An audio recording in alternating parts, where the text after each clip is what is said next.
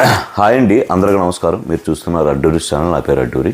మనం ఈరోజు ఎపిసోడ్ 42 శనివారం జరిగిన ఎపిసోడ్ నాగార్జున గారి ఎపిసోడ్ గురించి మాట్లాడుకుందాం. దానికన్నా ముందు చూసే ప్రతి ఒక్కళ్ళు కూడా నా ఛానల్ని దయచేసి సబ్స్క్రైబ్ చేయండి, లైక్ చేయండి, షేర్ చేయండి విత్ యువర్ ఫ్రెండ్స్. ఫేస్బుక్, ఇన్స్టాగ్రామ్లో షేర్ చేస్తారని అయితే ఆశిస్తున్నాను. అలాగే ఏమైనా విలువైన సూచనలు, సలహాలు ఏమన్నా ఉంటే, నా చెప్పే విశ్లేషణలో ఏమన్నా చేంజెస్ చేయాలనుకుంటే నేను కొంచెం మీ సలహాలు, సూచనలు కామెంట్ రూపంలో తెలియజేస్తారని అయితే ఆశిస్తున్నాను.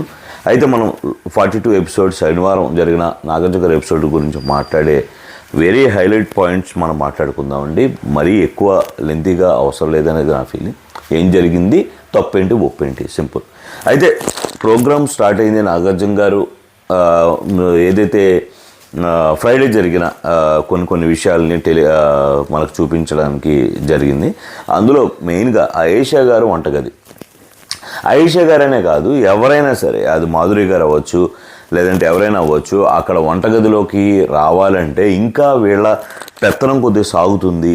ఎవరిదంటే మన దివ్య గారిది అవ్వచ్చు, లేదంటే మన ధీమాన్ పవన్ అవ్వచ్చు, తనుజ గారిది అవ్వచ్చు.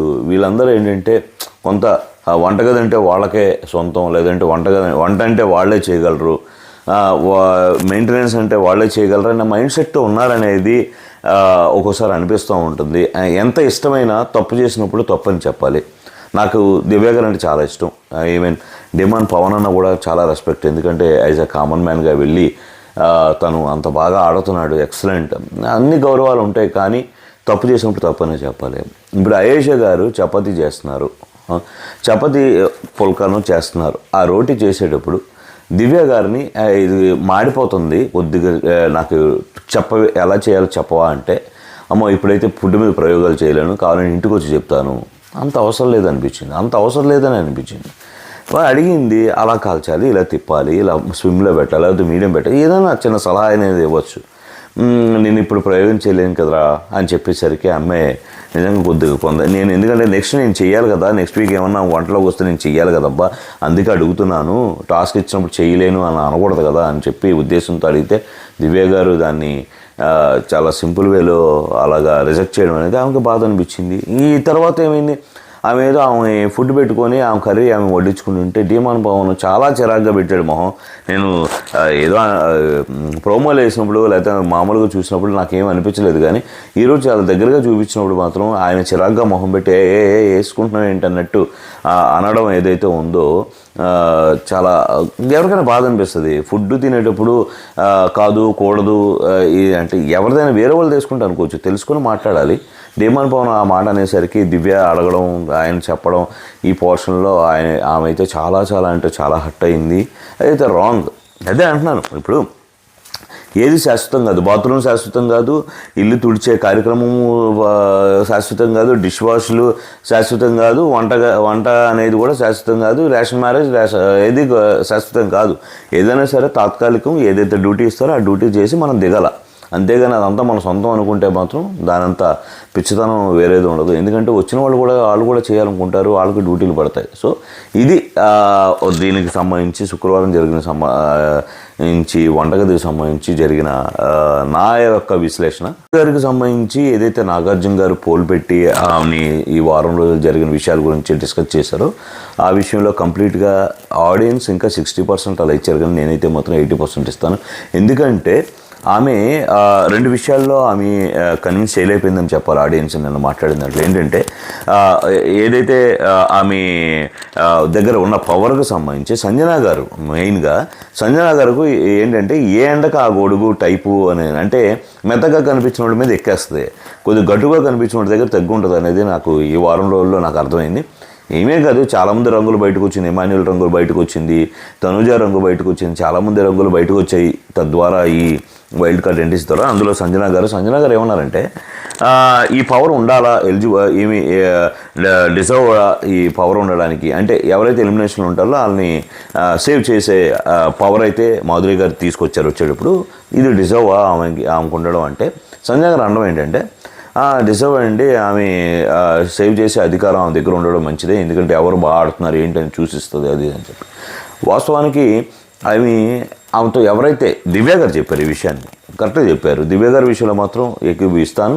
ఎందుకంటే ఎవరైతే ఆమెకు ఫేవర్గా ఉంటారో, ఎవరైతే ఆమెకు లోబడి ఉంటారో, ఎవరైతే ఆ మాటకి కరెక్ట్ అని అంటారో వాళ్ళకే ఆమె మంచిగా ఉంటుంది తప్ప ఏ రోజు కూడా న్యాయబద్ధంగా దాన్ని సిస్టమేటిక్గా వెళ్ళిందని మాధురి గారు అయితే ఈ వారం రోజుల్లో అయితే అనిపించలేదు. ముందు ఉంటారేమో ఈ ప్రోగ్రాం తర్వాత అనేది నాకు తెలియదు, బట్ ఇప్పటివరకు అయితే మాత్రం అలా లేదు. ఆ విషయంలో సుమన్ శెట్టి గారు తన అభిప్రాయాన్ని అయితే 100% చెప్పారని అనిపించింది నాకు. కంపేర్ చేసుకుంటే సంజయ్ నగర్ ఎప్పుడు కూడా డబుల్ గేమ్ ఆడతారా అని అయితే మాత్రం కొత్త కోణాలను అయితే మాత్రం చూపించారని చెప్పాలి. మాధురి గారి విషయంలో డిజర్వా అన్డిజర్వా అంటే డెఫినెట్గా ఉంచాలి. పవర్ ఇచ్చింది దేనికి? పవర్ ఇచ్చింది బిగ్ బాస్ అసలు ఆమెను పరీక్షించాలి. ఏం కరెక్ట్గా ఈ పవర్ను వాడుద్దా లేదా అనేది పరీక్షించడం కోసం పవర్ ఇచ్చినప్పుడు డిజర్వా కాదా అని లాక్కోవడం అనేది రాంగ్ థింగ్. అది నా ఉద్దేశంలో అయితే తీసుకోకూడదని అనుకుంటాను. మాధురి గారి దగ్గర ఉండాలి, మాధురి గారికి వదలాలి. అది ఎలా వాడతారో ఏంటనేది తెలియాలి కదా ఆడియన్స్కి. నా అభిప్రాయం ఈ విషయంలో అయితే మాత్రం ఇదొకటి. ఇంకోటి ఇంకో మాట అన్నారు, సార్ నేను రిక్వెస్ట్ చేయడం చేత కాదు, ఇప్పుడు వచ్చి అందరం కమెంట్ చేశాను కానీ ఇప్పుడు వచ్చి రిక్వెస్ట్ చేయలేదనే మాట రాంగ్, తప్పండి. ఇప్పుడు నలుగురిలో మీ ఇంట్లో అనే కాదు, మీరు సొసైటీలో తిరుగుతుంటారు. సొసైటీలో మీరు ఈ మధ్య ఒక షాపు పెద్ద ఓపెనింగ్ చేశారు, అందులో అయినా సరే మీరు కింద ఉన్న ఎంప్లాయీస్ని కమాండ్ చేయడం కాదు, మీరు ఎప్పుడూ కూడా రిక్వెస్ట్ చేయమని చెప్పను. అది ఒక ప్రేమపూర్వకంగానే పని పురమాయించాలి తప్ప ప్రతిదానికి కమాండ్ చేస్తానంటే కమాండ్ డబ్బులు ప్రతి చోట పనిచేయవు. ప్రేమతో కూడా చాలా పనులు చేయచ్చు అనేది నా అభిప్రాయం. మీరు అన్నారు ఇప్పుడు వచ్చి నేను ఎవరైనా రిక్వెస్ట్ చేయలేదు సార్, కమెంట్ చేయడమే కదా, తెలుసుకుంటున్నాను, నేర్చుకుంటున్నాను. వెల్, నేర్చుకోండి. ఆయన సార్ అన్నట్టు బిగ్ బాస్ ఉన్నది నేర్చుకోవడం కోసమే కదా. కంటెండర్షిప్ అవ్వడానికి ఆయన డైరెక్ట్గా పోటీ పడవచ్చు. అంటే ఎవరు ఎన్ని గేమ్లు ఆడి కంటెండర్షిప్ ఫైనల్గా వచ్చినా ఆ ఫైనల్లో ఈయన కెప్టెన్ అవ్వడానికి ఆ పవర్ను వాడి కంటెండర్షిప్లో దిగొచ్చు పోటీకి. అయితే దీనికి సంబంధించి డిజర్వా అన్డిజర్వా అనే విషయంలో మన పవన్ కళ్యాణ్ చెప్పిన విషయం ఏంటంటే, సార్ ఏదైనా ఈయన అది వాడుకునే విధానాన్ని బట్టి ఆయనకు అంత అవసరం లేదనేది నా ఫీలింగ్. ఎందుకంటే ఆయన ఆడగల సత్తా ఉంది, అన్నీ ఉన్నాయి, ఆడగలడు. ఇంకోటి ఆయన దీనికి కూడా బాల్స్ పట్టుకొని నామినేషన్ చేసేప్పుడు మండే ఎందుకు మిగతా వాళ్ళ అందరికీ ఇవ్వడం, వైల్డ్ కార్డ్ ఎంట్రీస్ మిగతా వాళ్ళందరికీ ఈయన బాల్ పట్టుకునే సత్తా ఉన్నప్పుడు అన్ని బాల్స్ ఈయనే తీసుకొని గేమ్ని చేంజ్ చేయొచ్చు కదా, ఎందుకు మిగతా వాళ్ళందరికీ ఇచ్చాడు అనేది పాయింట్. ఎస్, 100% అయితే నేను కూడా దానికి ఎగ్గిపిస్తాను అందరికి. అంటే నీ గేమ్ మీరు ఆడడానికి వచ్చినప్పుడు నిఖిల్ గారు, మీరు మిగతా వాళ్ళ గేమ్ గురించి ఎందుకు ఆలోచించాలి, మిగతా వాళ్ళకి ఛాన్స్ ఎందుకు ఇవ్వాలి అంటాను నేను కెప్టెన్సీ ఉందండి మీకు. డిమాండ్ పవన్ వరుసపెట్టి 2 సార్లు అయ్యాడు. ఇంకో ఆయన్ని థర్డ్ వీక్ కూడా గేమ్లో పెట్టలేదు కాబట్టి కెప్టెన్ అవ్వాల. అదే థర్డ్ టైం నెక్స్ట్ టైం కూడా ఆయన పెట్టుంటే గేమ్లో సంచాలకుడిగా పరిమితం చేశారు, కాకుండా పెట్టుంటే మాత్రం డ్యామ్ షూర్ ఆయన మళ్ళీ కెప్టెన్ అయ్యేవాడు. సో అలాంటి అవకాశం ఇచ్చినప్పుడు బిగ్ బాస్ ఇచ్చినప్పుడు వదలకూడదు. అలాగే మీరు బాల్ పట్టుకొని నామినేట్ చేసే అవకాశం ఇచ్చినప్పుడు మీరు ఏదైతే మంచిగా అని అనుకుంటున్నారో, పలానా వ్యక్తికి ఇస్తే న్యాయం చేస్తారు, పలానా వ్యక్తిగత మంచి నామినేషన్ చేస్తారని మీరు ఏదైతే అనుకున్నారో అలాంటి వాళ్ళకి ఇవ్వాల్సింది. మీరు ఇచ్చింది ఎవరికి ఇచ్చారు?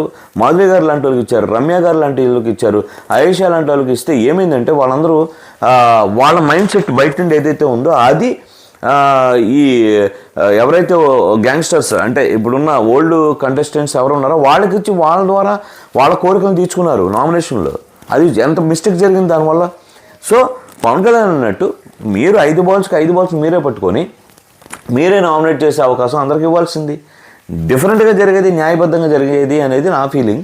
అక్కడైతే మిస్టేక్ జరిగింది. సో నిఖిల్ గారు ఇంకోటి ఏదైతే ఆయన కెప్టెన్సీ అవ్వాలనే అనుకుంటే మాత్రం ఈ వారం ఆయన కెప్టెన్ అయ్యేవాడు. ఎలా అంటే సుమన్ గారిని వదిలి అయ్యో పాపం అని వదలకుండా పోటీగా ఉండాలని చెప్పి గౌరవం తీసుకోకుండా సుమన్ శెట్టి గారిని తీసుకుంటే సుమన్ శెట్టి గారు ఎంతసేపు నిలబడతారు ఆయన ముందు? ఆ గౌరవం ఉన్న నిఖిల్ అయ్యేవాళ్ళు ఈ వారం. బట్ ఆయన ఏంటంటే సముజ్జితో నేను పోటీ పడాలి తప్ప నాకన్నా బలంలో కానీ దేంట్లో హైట్లో కానీ తక్కువ ఉన్న సుమన్ గారితో నేను పడకూడదు, అది న్యాయంగా ఉండదు గెలిస్తే అని చాలా గొప్పగా ఆలోచించాడు. కాబట్టి నిఖిల్ నగర్ మీద రెస్పెక్ట్ అయితే 100% ఉంది. Whatever it is eligible డిజర్వా కాదే అన్న విషయంలో ఈ పవన్ కళ్యాణ్ చెప్పిన మాట అయితే మాత్రం నేను కూడా ఎక్కువిస్తాను. అందుకని 70% అయితే ఆయనకి అక్కడ ఉన్న ఆడియన్స్ కూడా ఓటేసారు, ఆయన చెప్పింది కరెక్ట్ అని చెప్పి. ఇమాన్యుల్ కూడా అదే పాయింట్ చెప్పాడు. ఆడి గెలిస్తే సత్తా ఉన్నప్పుడు గెలిస్తే ఇంకా బాగుంటుంది, ఆడితే బాగుంటుంది, పక్కన వాళ్ళకి ఇవ్వకూడదు అనే పాయింట్లు అయితే మాత్రం నేను కూడా ఎక్కువ ఇచ్చాను.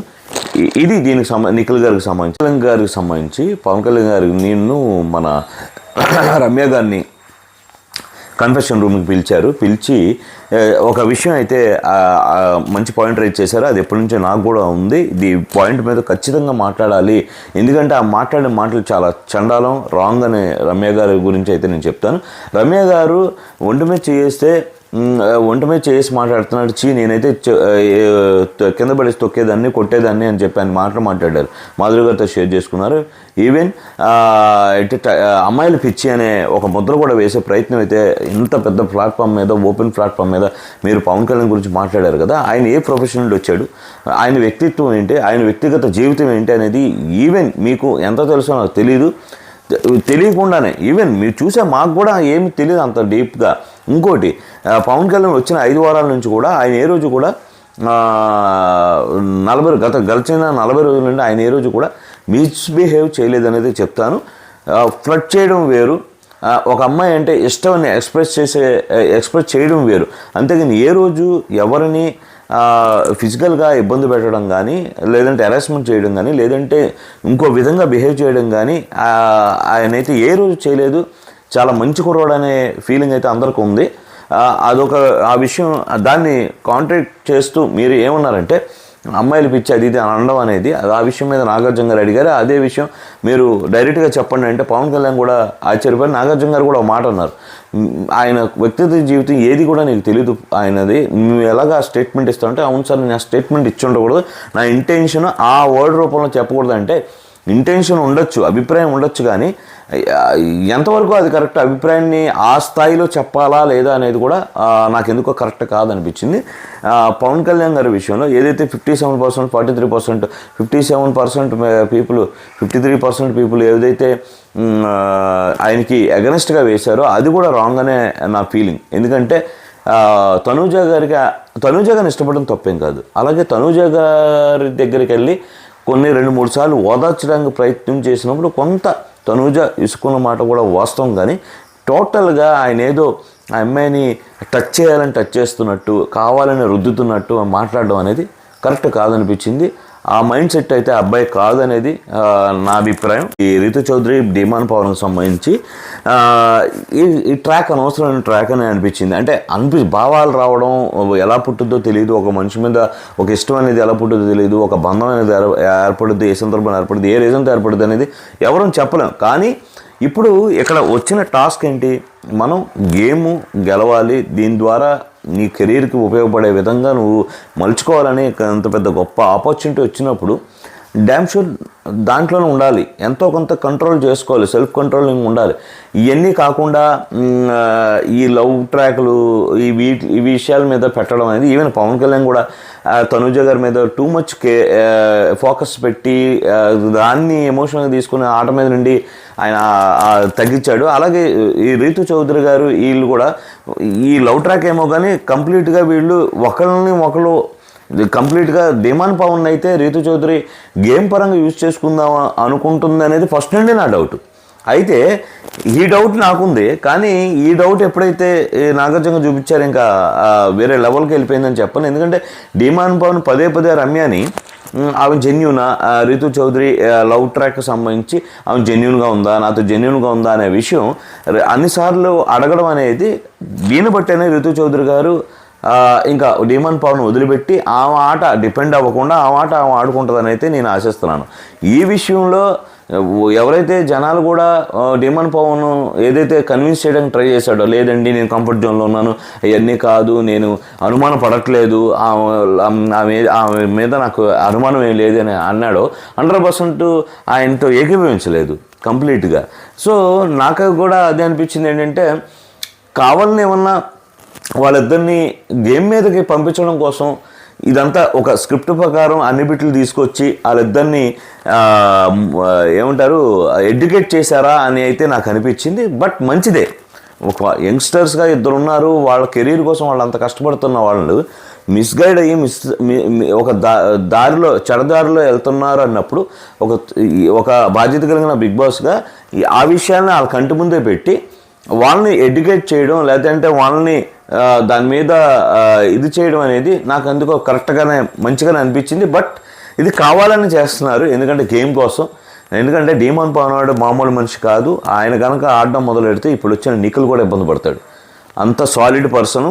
గేమ్ ఇంకోటి చాలా తెలివైన వాడు. ఇప్పుడు ఎవరైతే ఇప్పుడు నాకు తెలిసి ఇప్పుడున్న వాళ్ళందరిలో డీమాన్ పవన్ చాలా లాజికల్ ప్లేయర్ అని చెప్పాలి. చాలా లాజికల్గా ఆలోచించగలడు. దీని ముందు లాజికల్ గేమ్స్ కూడా, మైండ్ గేమ్స్ పెట్టినప్పుడు కూడా డీమాన్ పవన్ మంచి మైండ్ అయితే వాడాడని చెప్పాలి. దాంతోపాటుగా కళ్యాణ్ కూడా మంచి మైండ్ గేమ్ ఆడతాడు. అలాగే యాక్టివ్ పర్సన్. వీళ్ళందరూ మంచి గేమ్లో కనుక ఉండితే మనకైతే మొత్తం చూసే వ్యూవర్స్ కూడా మంచి స్టఫ్ వస్తుందని అయితే నా ఫీలింగ్. ఇంతకు మించి దీంట్లో నెగిటివ్స్ లాగడానికైతే ఏం లేదు. ఖచ్చితంగా వాళ్ళ గేమ్ మెరుగుపడడానికి బిగ్ బాస్ ఇంకొకసారి వాళ్ళు చేసే తప్పులు తెలియజేశాడని అయితే నాకు అనిపించింది. ఇందులో అయితే ఏ మిస్టేక్ లేదని అనిపించింది. ఎందుకో ఈ శ్రీనివాస్ సాయి అనే కుర్రోడు మాత్రం అన్డిజర్వ్ అని చెప్తాను అనిపిస్తుంది నాకు. ఎందుకంటే ఆయన ఆడడం తక్కువ, ఆలోచన బుర్ర వాడకం తక్కువ. మొన్న ఆడిన ఆ సభపేటగా గేమ్ ఒకటి ఉంది కదా, కెప్టెన్సీ కంటెండర్షిప్ సంబంధించి, అసలు ఫస్ట్ ఆఫ్ ఆల్ రమ్య ఎక్కడుందో కనిపెట్టడానికి అంత టైం పట్టింది. వాళ్ళు కనీసం ఎక్కడున్నావో కొట్టు అంటే టకటకటక సుమన్ శెట్టి కానీ అటు మాధురి గారు కానీ కొట్టి అంత తెలివితేటలు వాడుతుంటే ఈయన మాత్రం ఆ రమ్య ఏమో వచ్చావారా అని అడిగితే ఈయనేమో ఎదుక్కుంటా కూర్చున్నాడు. అసలు అటు ముందు కీ తేయడానికి అంత లేట్ అయింది. మళ్ళీ ఒకే డబ్బా దగ్గర కూర్చొని కనీసం అక్కడికి వెళ్ళి తాళం ట్రై చేస్తున్నాడు తప్ప అసలు ఇందులో ఉన్నావా, ఈ బాక్స్లో ఉన్నావా అని ఒక్క మాట కూడా అడగల. అసలు ఏం తెలివితేటలు ఉన్నాయి నారద మురళీధరులాగా ఇక్కడ విషయాలు అక్కడ విషయాలు ఎక్కడో చెప్పడానికి తప్ప ఈ సాయి అనే కుర్రాడు యంగ్స్టర్ ఇట్లే చేసుకుంటున్నాడని అయితే నేను అనుకోవట్లేదు. ఫస్ట్ ఆఫ్ ఆల్ ఈ పవర్ డిజర్వా కాదనేది కాదు, అసలు ముందు ఈయన డిజర్వా కాదనేది మనం నిర్ణయించాల్సిన విషయం అనిపించింది. అలాగే ఐశ్వర్యకి సంబంధించి ఆ పవర్కి సంబంధించి ఆమె దగ్గర ఉండడం డిజర్వా కాదా అనే విషయంలో ఒక టాపిక్ వచ్చినప్పుడు కూడా ఇద్దరు తనూజ గారు కానీ ఇటు రితు చౌదరికి కానీ అడిగారు. అయితే రితు చౌదరి మీకు తెలుసు ముక్కేటంటే ఇట్లా చూపించి అంటే ముందు అవునని తర్వాత కాదని చూపించాక ఇదే విషయం ప్రియా కూడా చేసేది అప్పట్లో. ఫస్ట్ అదే ప్రియా గారు ఉన్నారు కదా, ప్రియా గారు కూడా అలాగే చేసేవాళ్ళు. సేమ్ ఏమి కూడా అంతే. నాగార్జున గారు ఎక్స్ప్లెయిన్ చేశాక ఎస్, లేదంటే నో. ఆమె ఏం చెప్తుందో ఆమెకే తెలియదు. ఇట్లా మేబీ డెమన్ పవన్ నుంచి షాక్లో ఉందేమో నాకు తెలియదు. అసలు పక్కన పెట్టచ్చు ఆమె అభిప్రాయం, అసలు ఆ అభిప్రాయానికి వాల్యూ కూడా ఇవ్వక్కలేదని నా ఫీలింగ్. అలాగే తనూజ గారి గురించి వస్తే, తనూజ గారు అంటే అందరి దగ్గర మంచి అనిపించుకుందాం ట్రై చేస్తారా ఏంటో, అంటే నా అంత ఉత్తమరాలు లేదు అనే ఫీలింగ్ చూపించడానికి ప్రదర్శించడానికి చూసిద్దేమో అనేది నా ఫీలింగ్. ఎందుకంటే ఇప్పుడు నీ అభిప్రాయం ఐషా గారితో నీకు ఆల్రెడీ ఉంది, క్లాష్ ఉంది, నీ మీద పట్టుబట్టి నీ మీద ఓటేయించింది, నామినేషన్లో పెట్టించింది, ఇవన్నీ విషయాలు తెలుసు, ప్రతి విషయంలో నేను టార్గెట్ చేస్తున్నాను తెలుసు. ఇన్ని తెలిసాక కూడా నువ్వు మళ్ళీ ఆమెని పొగడ్డం, ఆమెని ఎలిజిబుల్ అనడం అనేది ఎంతవరకు కరెక్ట్? సో వీళ్ళిద్దరూని అడగడం అయితే దండగల. నాగార్జున గారు ఏదైతే దివ్య గారికి సంబంధించి మన భరణి గారికి సంబంధించి ఫుడ్ పోర్షన్ పంచుకునే విధానంలో అవ్వచ్చు, ఆమె ఇష్టం.